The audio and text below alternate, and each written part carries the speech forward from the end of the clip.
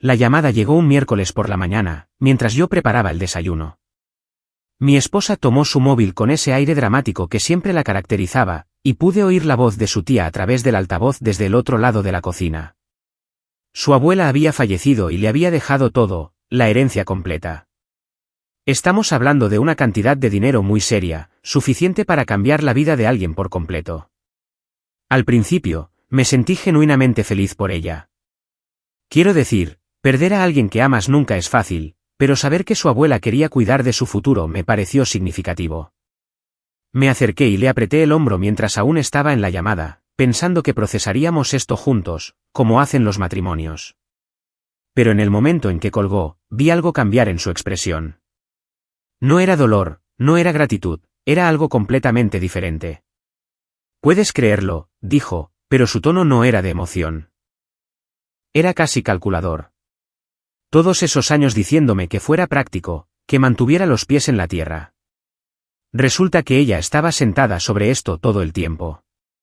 Asentí, todavía tratando de leer su estado de ánimo.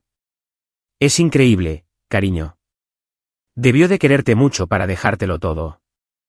Entonces me miró, y por primera vez en nuestro matrimonio, sentí que me veía de manera diferente. No como su esposo, sino como... ¿Qué? ¿Un obstáculo? ¿Una carga? ¿Sabes lo que esto significa, verdad?, continuó, caminando hacia la ventana y mirando la lluvia. Ya no tengo que preocuparme por nada. Se acabaron los presupuestos. Se acabaron los compromisos sobre las cosas que quiero. La forma en que dijo, compromisos, me sentó mal. No éramos ricos, claro, pero vivíamos cómodamente. Yo trabajaba horas decentes en un empleo que pagaba las facturas, cubría nuestra hipoteca y ponía comida en la mesa. Tomábamos vacaciones, salíamos a cenar, vivíamos una vida normal de clase media. ¿De qué compromisos hablaba? Durante los días siguientes, comenzaron las llamadas con abogados y asesores financieros. Traté de apoyarla, incluso me ofrecí a ayudarla a organizar el papeleo, pero me rechazó con un gesto. Puedo encargarme de esto yo misma, dijo. No es que sea complicado. Justo. Era su herencia, el dinero de su familia. Respeté eso, pero luego empezaron los comentarios, pequeñas cosas al principio. Miraba nuestro salón y hacía pequeñas observaciones, estos muebles son tan básicos. Ojeaba nuestros servicios de streaming y suspiraba, ahora podríamos permitirnos mucho más. Ahora. Como si nuestra vida anterior hubiera sido una especie de condena de la que acababa de ser liberada. La verdadera llamada de atención llegó unas 2 semanas después. Estábamos cenando con otra pareja, amigos que conocíamos desde hacía años. La conversación, naturalmente, derivó hacia su herencia. Es difícil mantener en secreto una noticia así en un círculo social pequeño. Debe ser un gran alivio, dijo nuestra amiga, dirigiéndose a ambos. La seguridad financiera es un regalo. Mi esposa sonrió, pero no fue una sonrisa cálida. Oh, definitivamente cambia tu perspectiva sobre las cosas. Sobre la gente. Me miró directamente al decir esa última parte. ¿A qué te refieres?, preguntó nuestro amigo, probablemente sintiendo la extraña tensión que yo estaba experimentando. Bueno, dijo mi esposa, dejando su copa de vino con una precisión deliberada, cuando ya no tienes que depender del ingreso de otra persona, empiezas a ver las relaciones más claramente. Te das cuenta de lo que era una necesidad y lo que era realmente una elección. Sentí que el estómago se me encogía. La mesa se quedó en silencio. ¿Necesidad?, pregunté, manteniendo la voz firme a pesar del calor que subía por mi pecho. Se encogió de hombros como si estuviera hablando del tiempo. Quiero decir, seamos honestos. ¿Cuántas decisiones en nuestro matrimonio se tomaron porque teníamos que considerar tu salario? Dónde vivíamos, lo que podíamos permitirnos, cómo pasábamos los fines de semana. Ahora puedo tomar decisiones basadas en lo que yo quiero, no en lo que podemos gestionar con tu sueldo. Nuestros amigos intercambiaron miradas incómodas. Me excusé para ir al baño, principalmente para evitar decir algo de lo que me arrepintiera en público. Cuando volví, la conversación había cambiado a temas más seguros, pero el daño estaba hecho. Mi esposa básicamente había anunciado a nuestros amigos que todo nuestro matrimonio había sido, por su parte, una especie de acuerdo económico. El viaje a casa fue silencioso. Esa noche, acostado en la cama, miré al techo e intenté procesar lo que acababa de ocurrir. Era la misma mujer que solía agradecerme por hacer horas extras cuando quería algo especial. La misma persona que decía sentirse segura y amada porque yo cuidaba de nuestro hogar. Ahora, aparentemente, todo eso era solo una necesidad. Pensé en los primeros años de nuestro matrimonio. En lo orgullosa que parecía cuando me ascendieron. En cómo presumía ante sus amigas de mi ética de trabajo. En cómo solía decir que se sentía afortunada de tener un esposo responsable y fiable. Necesidad. Eso es lo que todo había sido para ella. El dinero de la herencia llegó a su cuenta 3 semanas después. Ese mismo día, se fue de compras. No al supermercado, no compras prácticas. Volvió a casa con bolsas de tiendas en las que nunca la había visto entrar. Ropa de diseñador con etiquetas de precios que me hicieron llorar los ojos. No me mires así, dijo, notando mi expresión. Ahora puedo permitirme esto. No te estoy mirando de ninguna manera, respondí. Solo tengo curiosidad por el repentino ataque de compras. Ella rió, pero no fue su risa normal. Fue más aguda, más despectiva. ¿Repentino? Llevo años queriendo estas cosas. Simplemente no podía justificar gastar tu dinero en ellas. ¿Tu dinero? No nuestro dinero, no el dinero familiar. Mi dinero. Esa noche, se probó sus nuevos conjuntos como si fuéramos adolescentes otra vez. Pero cuando se miró en el espejo, pude verlo en sus ojos. No se estaba exhibiendo para mí. Se estaba exhibiendo a pesar de mí. Como si estuviera demostrando algo sobre lo que podía hacer ahora que estaba libre de las limitaciones de mis modestos ingresos. ¿Qué te parece?, preguntó, girando en un vestido que probablemente costaba más de lo que yo ganaba en una semana. Estás preciosa, dije, porque lo estaba. Pero siempre estás preciosa. Su sonrisa se desvaneció ligeramente. No es eso lo que quise decir. Sabía exactamente lo que quería decir. Quería que yo reconociera su independencia financiera. Quería que reconociera que ya no me necesitaba. Quería que entendiera que la dinámica de poder en nuestro matrimonio había cambiado fundamentalmente. Y lo entendí. Lo entendí perfectamente. La pregunta era qué iba a hacer al respecto. La transformación ocurrió más rápido de lo que creí posible. Al mes de recibir el dinero, mi esposa se convirtió en alguien a quien apenas reconocía. Cambió su fiable Honda por un BMW nuevo.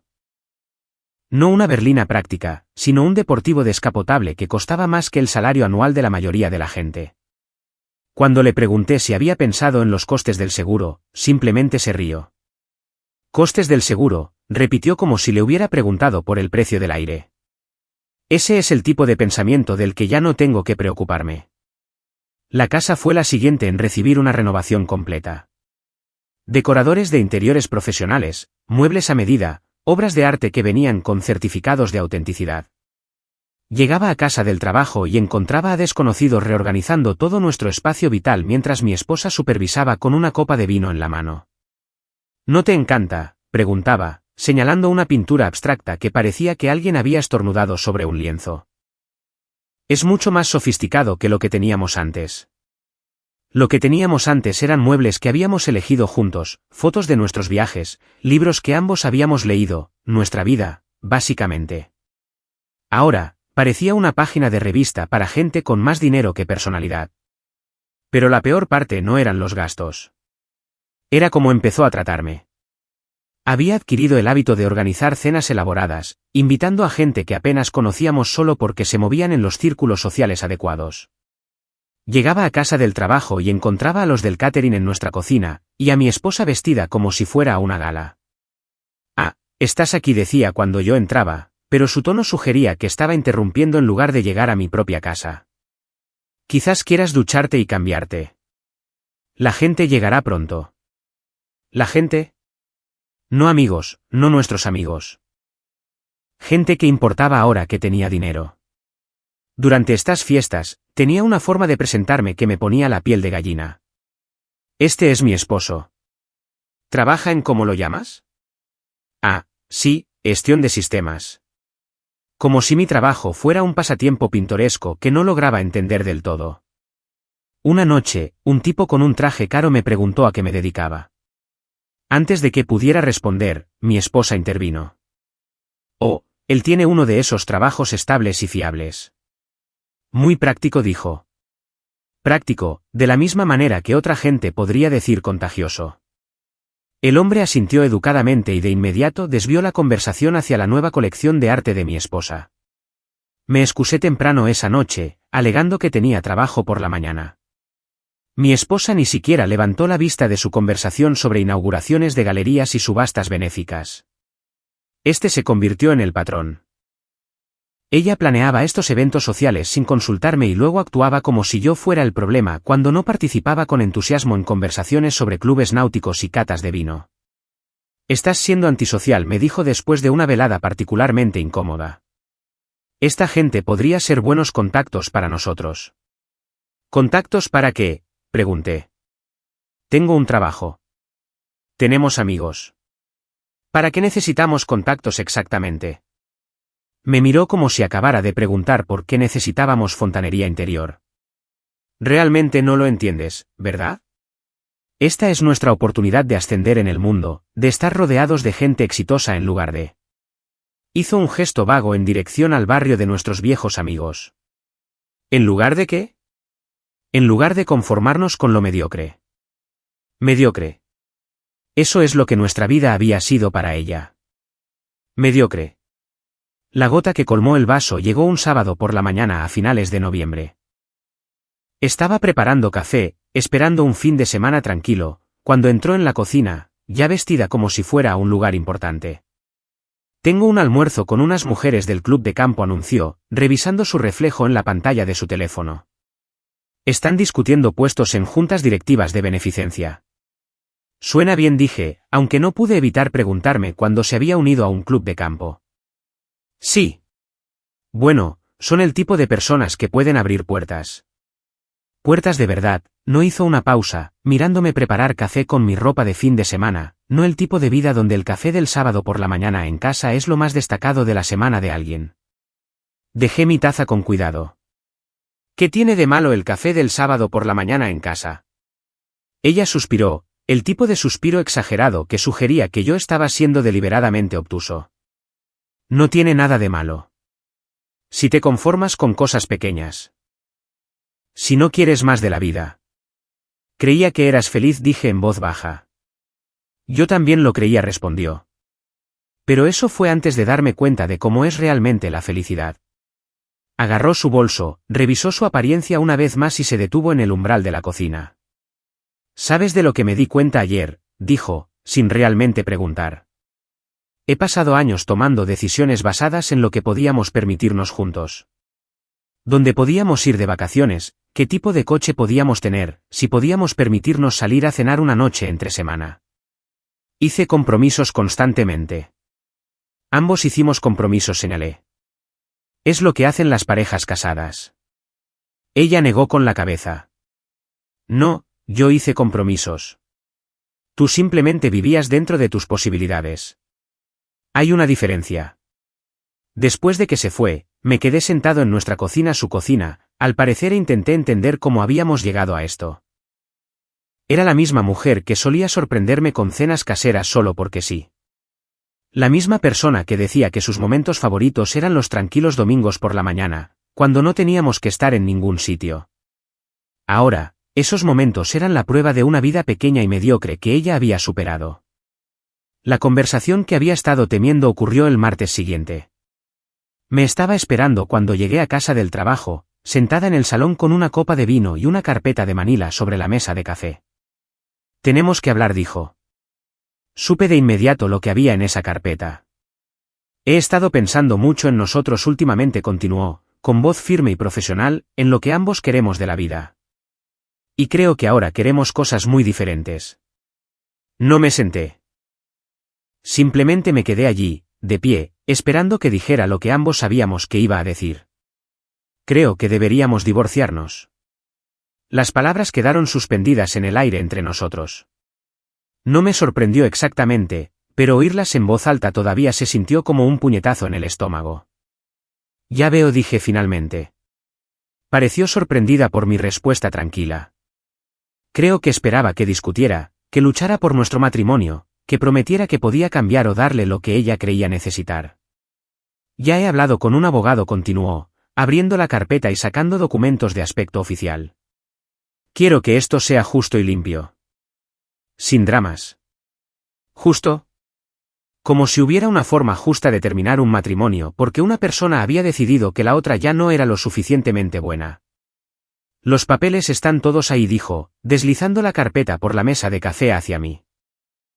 Mi abogado dijo que probablemente deberías conseguir tu propio abogado para revisar todo, pero sinceramente, es bastante sencillo. Cogí la carpeta y hojeé las páginas. Disolución de matrimonio, división de bienes. Todo muy limpio y oficial. Yo me quedo con la casa, dijo con naturalidad. Obviamente. Y mi herencia es propiedad separada, así que eso no forma parte del acuerdo. Pero obtendrás tu parte justa de todo lo demás. Tu parte justa. Como si me estuviera haciendo un favor. Miré las líneas de firma al final de la última página. Su firma ya estaba allí, segura y decidida. ¿Alguna pregunta?, preguntó. Tenía 1.000.000 de preguntas. Quería preguntar cuándo exactamente me había convertido en un peso muerto en su vida. Quería preguntar si algo de nuestro matrimonio había sido real para ella o si todo había sido solo una necesidad económica. Quería preguntar si alguna vez me había amado o si simplemente había amado la seguridad que yo le proporcionaba. En lugar de eso, cogí el bolígrafo que había dejado sobre la mesa. Ninguna pregunta, dije. Firmé los papeles sin leerlos a fondo.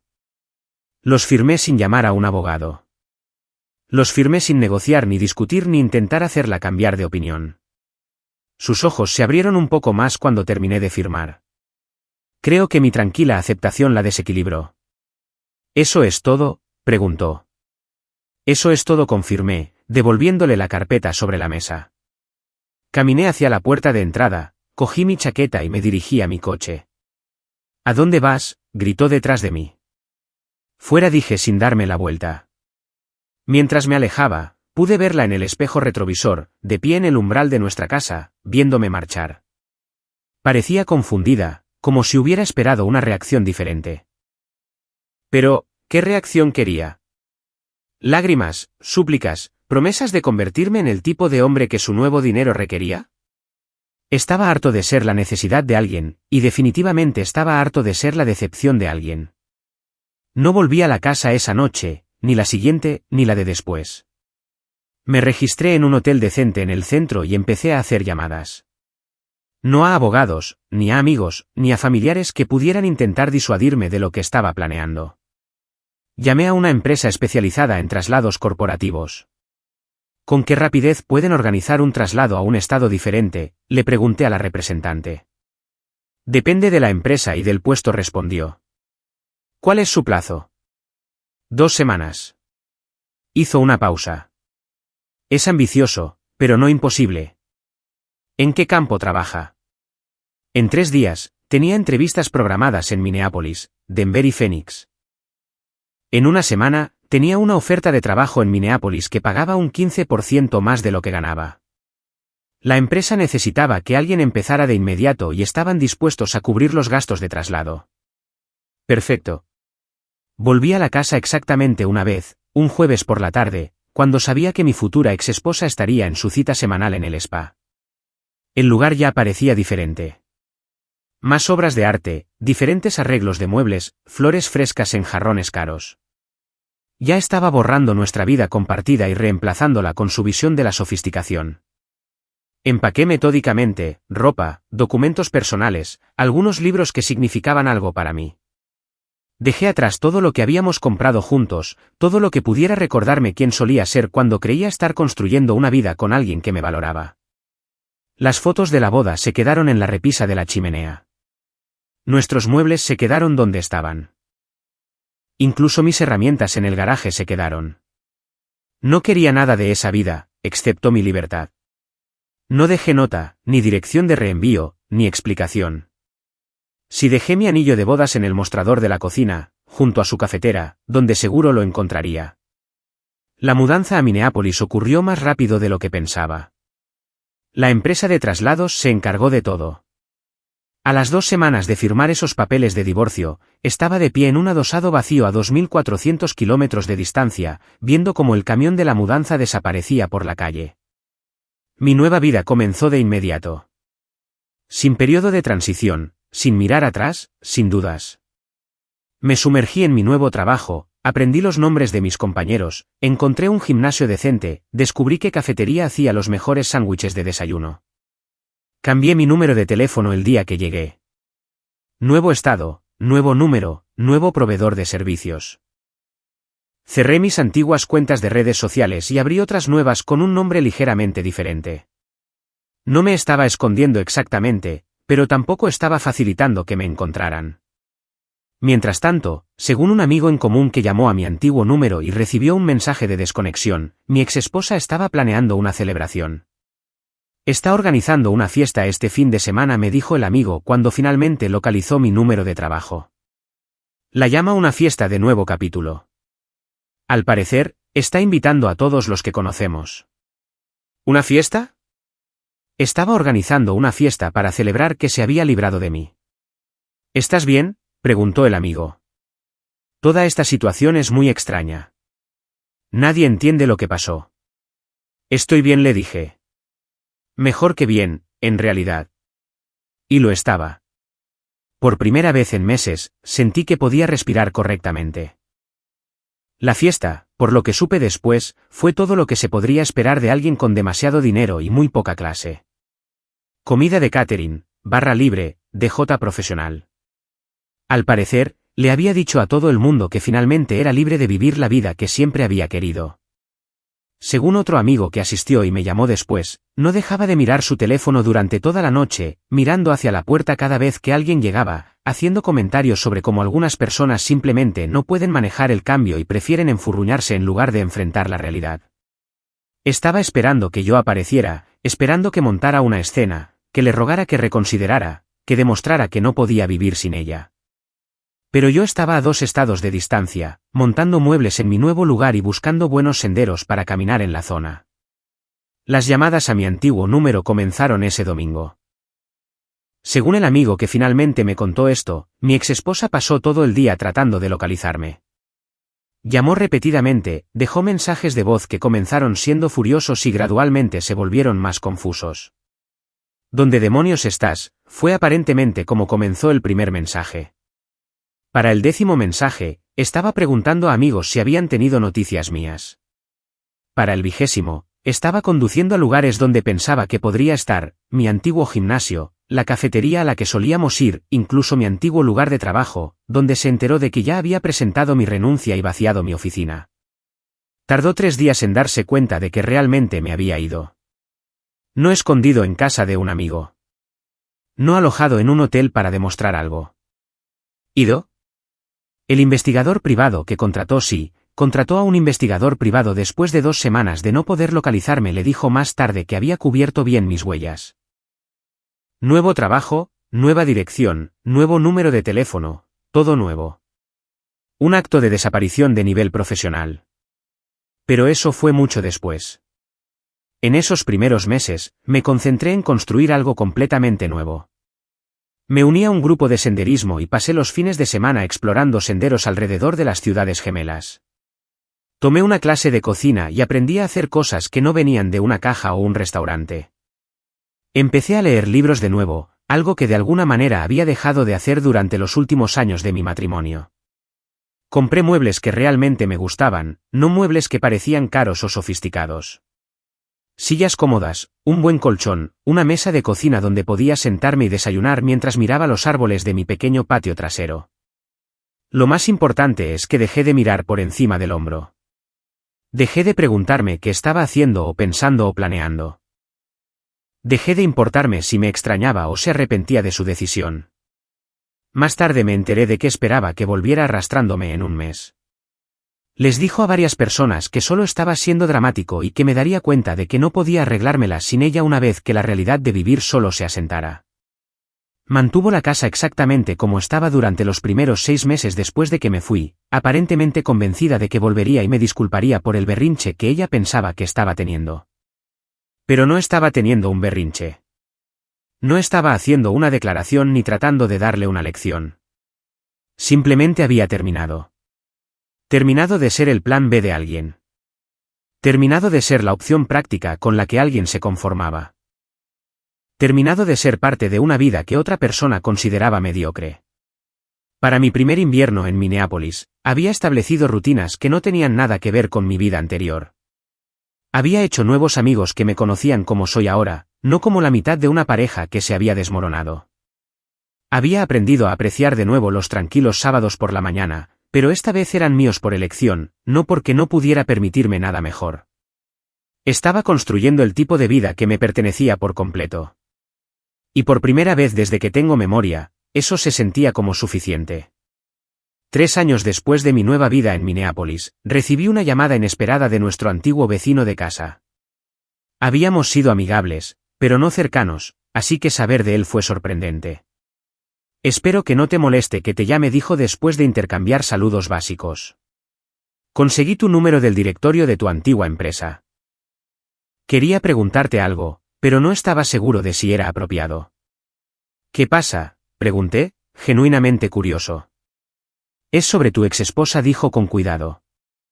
No sé si mantenéis el contacto o si siquiera quieres saberlo, pero las cosas se han puesto bastante difíciles para ella últimamente.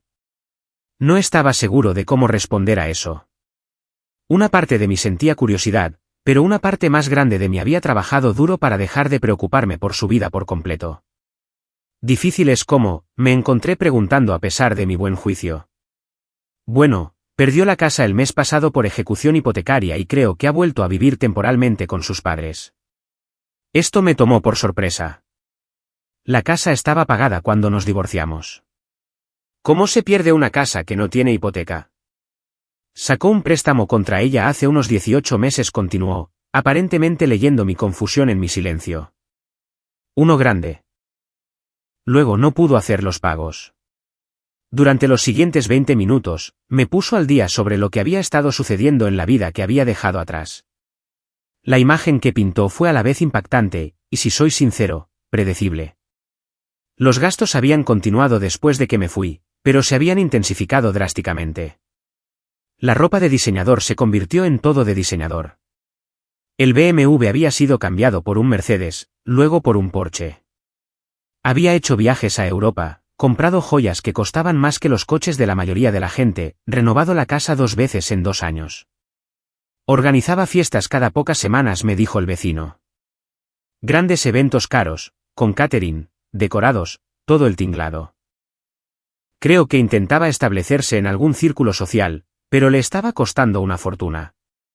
Y el préstamo contra la casa, eso sucedió cuando el dinero de la herencia comenzó a agotarse. Creo que pensó que era solo una medida temporal, una forma de mantener su estilo de vida mientras averiguaba su próximo movimiento. Pero los pagos eran brutales y no tenía ingresos fijos. Sin ingresos fijos, ¿por qué alguien con dinero ilimitado necesitaría trabajar? Intentó conseguir un trabajo hace unos 6 meses, continuó. Pero llevaba tanto tiempo fuera del mercado laboral y sus expectativas eran poco realistas. Quería puestos de nivel ejecutivo sin experiencia reciente. Cuando eso no funcionó, intentó iniciar algún tipo de negocio de consultoría, pero nunca despegó. Las matemáticas eran brutales, pero simples. El dinero de una herencia, por muy sustancial que sea, tiene límites, especialmente cuando gastas como si fuera ilimitado y no tienes ingresos para reponerlo. La venta de la casa ni siquiera cubrió lo que debía, dijo el vecino. El préstamo, más todas las tarjetas de crédito que había agotado renovando y redecorando. Se fue sin nada. Nada. La mujer que había llamado a nuestra cómoda vida de clase media mediocre ahora estaba empezando de nuevo con menos de lo que teníamos cuando nos casamos. Probablemente no debería estar contándote esto, admitió el vecino. Pero ha estado preguntando por ti, a dónde fuiste, si alguien tiene tu información de contacto. Creo que la realidad de su situación la está golpeando bastante fuerte. Después de colgar, me quedé sentado en mi cocina en Minneapolis, procesando esta información. No sentí nada. Ni satisfacción, ni lástima, ni reivindicación. Simplemente nada. Había construido una buena vida aquí. Me habían ascendido 2 veces en mi nuevo trabajo y ganaba más dinero del que jamás había imaginado. Había comprado una pequeña cabaña a 1 hora al norte de la ciudad donde pasaba los fines de semana haciendo senderismo, leyendo y disfrutando del tipo de tranquilidad que antes se consideraba mediocre. Más importante aún, había empezado a salir de nuevo. Nada serio todavía, pero había conocido a algunas mujeres que parecían apreciar la vida que había construido en lugar de verla como algo que mejorar o de lo que escapar. La llamada del vecino me recordó algo que casi había olvidado: cuánta energía solía gastar tratando de ser suficiente para alguien que fundamentalmente no creía que yo lo fuera. 2 meses después, recibí otra llamada. Esta vez, fue de un viejo amigo diferente, alguien que conocía desde la universidad. Tío, esto va a sonar loco, pero creo que tu exesposa intentó contactarme en Facebook, dijo. Me envió un mensaje preguntando si sabía cómo localizarte. Dijo que era importante. ¿Qué le dijiste? Nada. No respondí. Pero el mensaje era intenso. Dijo que necesitaba hablar contigo sobre algo urgente, que había cometido algunos errores y quería arreglar las cosas. Muy dramático. Importante, urgente, errores. Quería arreglar las cosas. También mencionó que había estado intentando llamar a tu antiguo número y que estaba desconectado, continuó. Creo que lleva un tiempo intentando localizarte. Esa noche, me encontré pensando en la mujer con la que me había casado frente a la mujer que me había entregado los papeles de divorcio porque no era lo suficientemente sofisticado para su nuevo estilo de vida. Me pregunté qué versión era la real o si ambas lo eran. Pero preguntárselo no cambiaba nada. Había tomado mi decisión cuando firmé esos papeles y desaparecí. Había elegido empezar de nuevo por completo en lugar de luchar por alguien que ya había decidido que no valía la pena luchar por mí. 6 meses después, las llamadas y los mensajes de Facebook aparentemente se intensificaron. Los amigos comenzaron a contactarme con más frecuencia, todos con variaciones de la misma historia. Mi exesposa me estaba buscando activamente, pidiendo información a conocidos mutuos, incluso contactando a personas que apenas conocía si pensaba que podrían tener alguna conexión conmigo. Parece desesperada, me dijo un amigo. No solo económicamente, aunque creo que eso es parte de ello. Más bien desesperada emocionalmente. Como si finalmente se diera cuenta de lo que renunció. A lo que renunció. Interesante forma de decirlo. Por lo que deduje de estos informes de segunda mano, había pasado la mayor parte de 2 años tratando de mantener el estilo de vida que creía merecer, quemando dinero y relaciones a un ritmo alarmante. Los amigos del club de campo habían desaparecido cuando se acabó el dinero. El sofisticado círculo social se había mudado a alguien más con bolsillos más profundos. Estaba sola, arruinada y, al parecer, empezando a comprender que la seguridad financiera y la conexión humana no son lo mismo. Pero esa era su lección que aprender, no la mía que enseñar. Ya había aprendido la mía, que a veces, lo más amoroso que puedes hacer por ti mismo es alejarte de alguien que no valora lo que aportas a su vida. Y lo había aprendido lo suficientemente bien como para que incluso escuchar sobre su desesperación no me hiciera querer rescatarla de las consecuencias de sus propias decisiones. Algunas personas pasan años tratando de encontrarse a sí mismas. Yo me había encontrado perdiendo a alguien que nunca quiso realmente encontrarme en primer lugar. 5 años después de firmar esos papeles de divorcio, vivía el tipo de vida que nunca había imaginado posible. Mi casa adosada estaba pagada antes de tiempo. Me habían ascendido a la alta dirección y estaba en una relación sólida con alguien que apreciaba los tranquilos sábados por la mañana tanto como yo. Entonces, mi teléfono del trabajo sonó un martes por la tarde. ¿Es usted?, preguntó una voz desconocida. Quiero decir, ¿es usted el que solía vivir en Ohio? La voz pertenecía a un investigador privado llamado Rodríguez. Profesional, directo, sin rodeos. Depende de quién pregunte, respondí. Su exesposa me contrató para encontrarlo. Lleva unos 2 años intentando localizarlo. Dice que tiene algo importante que discutir. 2 años. Llevaba 2 años buscándome activamente.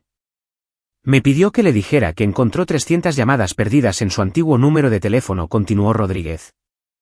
La compañía telefónica guardó los registros incluso después de que la línea fuera desconectada. Así que había estado llamando a ese número regularmente durante 5 años. 300 llamadas. En 5 años. Eso era más de una llamada por semana a un número que había estado muerto desde el día que me fui. Quiere reunirse, dijo. Dice que viajará a donde usted esté. El dinero no es un problema para el viaje, aunque por lo que puedo deducir, el dinero es definitivamente un problema para todo lo demás. Le pregunté a qué se refería con eso. Está arruinada, dijo sin rodeos. Vive con sus padres, trabaja en una tienda por departamentos. El primo que me contrató está pagando mis honorarios porque ella no puede permitírselos. Es alguien que pasó de ser rica a estar completamente sin blanca en tiempo récord. Y ahora quiere hablar. Ahora quiere hablar, confirmó. Me dio un largo discurso sobre errores y arrepentimientos y cómo ha aprendido lo que realmente importa en la vida. Cosas estándar, pero parecía sincera al respecto. Le dije a Rodríguez que lo pensaría y que le devolvería la llamada. Pero no necesitaba pensarlo. Había terminado con ese capítulo de mi vida hacía 5 años. Lo que sea que necesitara decir, cualquier cierre que estuviera buscando, no era mi responsabilidad proporcionárselo. Le devolví la llamada esa noche y le dije que no estaba interesado en reunirme. Esperaba esa respuesta, dijo. Me pidió que le dijera que entiende si no quiere verla, pero que de todos modos estará en Minneapolis este fin de semana. Dice que esperará en esa cafetería de Gran Avenue a la que al parecer solía ir. Parece saber mucho sobre sus rutinas actuales. Mucho sobre mis rutinas actuales. Eso era inquietante. ¿Cuánto sabe de mi vida aquí?, pregunté. Lo suficiente como para ser preocupante, admitió Rodríguez. Sabe dónde trabajas, dónde vives, a qué gimnasio vas. Te ha estado investigando durante meses antes de contratarme. Yo solo lo hice oficial. Genial. Mi ex esposa me había estado acechando desde 2.400 kilómetros de distancia. Mire, continuó Rodríguez, llevo 15 años en este trabajo. Normalmente puedo decir cuando alguien está genuinamente arrepentido y cuando simplemente está desesperado. Esta mujer es ambas cosas, pero el arrepentimiento parece real. No pide dinero ni intenta volver contigo. Solo quiere disculparse y explicarse. ¿Y si no me presento? Entonces se va a casa y nunca más sabrá de ella. Eso es lo que prometió de todos modos. El viernes por la tarde, me encontré pasando por esa cafetería de Gran Avenue. No porque planeara encontrarme con ella, sino porque tenía curiosidad. Después de 5 años de silencio total, quería ver cómo se veía la desesperación en alguien que solía tenerlo todo. Estaba allí, sentada en una mesa de esquina, sin parecerse en nada a la mujer sofisticada que me había desechado por no ser lo suficientemente bueno para su nuevo estilo de vida. Parecía cansada, mayor. Su ropa estaba limpia, pero obviamente era barata. Llevaba el pelo recogido en una simple cola de caballo en lugar del elaborado peinado que había favorecido durante su fase de riqueza. Revisaba su teléfono constantemente, mirando hacia la puerta cada pocos segundos. La observé durante unos 10 minutos desde el otro lado de la calle. Una parte de mí sentía pena por ella. La parte más grande recordaba cómo se sentía ser llamado mediocre por alguien que había prometido amarme para siempre. No entré en la cafetería. En cambio, me fui a casa con mi novia, que estaba preparando la cena y quería saber cómo había ido mi día. Pero verla allí, esperando desesperadamente una conversación que no tenía intención de tener, me dijo todo lo que necesitaba saber sobre cómo la habían tratado los últimos 5 años. Y me dijo aún más sobre lo bien que me habían tratado a mí. El sábado por la mañana llegó con un golpe inesperado en mi puerta principal. Estaba preparando café, disfrutando del tranquilo comienzo de mi fin de semana, cuando sonó el timbre. A través de la mirilla, la vi. Se veía peor de cerca que desde el otro lado de la calle en la cafetería. La confianza y la arrogancia que la habían definido durante nuestro divorcio habían desaparecido por completo, reemplazadas por algo que parecía una desesperación genuina. Abrí la puerta, pero no la invité a entrar. Hola, dijo en voz baja. Sé que no querías reunirte, pero tenía que intentarlo una vez más. ¿Cómo conseguiste mi dirección? El investigador. Lamento aparecer así, pero llevo 5 años intentando localizarte. 5 años pensando en lo que hice, en lo que dije, en lo mal que lo estropeé todo. Miró más allá de mí, hacia mi casa, asimilando lo que podía ver de la vida que había construido sin ella. ¿Te ves bien?, continuó. Feliz. Me alegro. No respondí. Solo esperé a que dijera lo que había viajado 2400 kilómetros para decir. Sé que no me debes nada, dijo, con la voz empezando a quebrarse. Sé que no tengo derecho a estar aquí, pero necesito que sepas que lo siento. Lamento increíblemente cómo te traté, las cosas que dije, por tirar por la borda lo mejor de mi vida porque fui demasiado estúpida para ver lo que tenía. Vale, dije simplemente. Pareció sorprendida por mi respuesta tranquila. Creo que esperaba ira o emoción o algún tipo de reacción dramática. Lo perdí todo, continuó. El dinero, la casa, todos esos amigos a los que solo les importaba lo que podía gastar en ellos. Ahora trabajo en una tienda, vivo con mis padres, y paso cada día pensando en lo diferentes que podrían haber sido las cosas si no hubiera sido tan egoísta y ciega. Lamento que te haya pasado eso, dije, y lo decía en serio. Pero no estoy seguro de lo que quieres que diga. Quiero que sepas que te amo, dijo, las palabras saliendo de golpe como si las hubiera estado conteniendo durante años. Nunca dejé de amarte. Simplemente me dejé llevar por el dinero y el estilo de vida y la idea de que merecía algo mejor, cuando lo que tenía ya era perfecto. Este era el momento que había estado construyendo, el gran gesto, la confesión sincera, la súplica de perdón y reconciliación. Aprecio que me lo digas, dije, pero no cambia nada. Su rostro se descompuso. Por favor. Sé que no lo merezco, pero ¿podríamos intentarlo de nuevo? ¿Podríamos empezar de cero? Soy diferente ahora. Entiendo lo que realmente importa. Eres diferente porque tienes que serlo, repliqué. Porque el dinero se acabó y el estilo de vida no era sostenible. Eso no es lo mismo que cambiar de verdad. Eso no es justo, protestó. He aprendido de mis errores. He crecido como persona. Quizás lo has hecho, dije. Pero yo también he crecido. Y la persona que soy ahora no tiene espacio para alguien que me trató como tú lo hiciste. Entonces empezó a llorar, no las lágrimas dramáticas de alguien que intenta manipular una situación, sino los sollozos silenciosos y rotos de alguien que finalmente se había quedado sin opciones. Sé que te hice daño, susurró. Sé que dije cosas terribles y te hice sentir que no eras suficiente, pero eras suficiente. Eras todo, y lo tiré todo por la borda por nada. Lo tiraste porque en ese momento creías genuinamente que yo no era suficiente, la corregí. No cometiste un error en el calor del momento.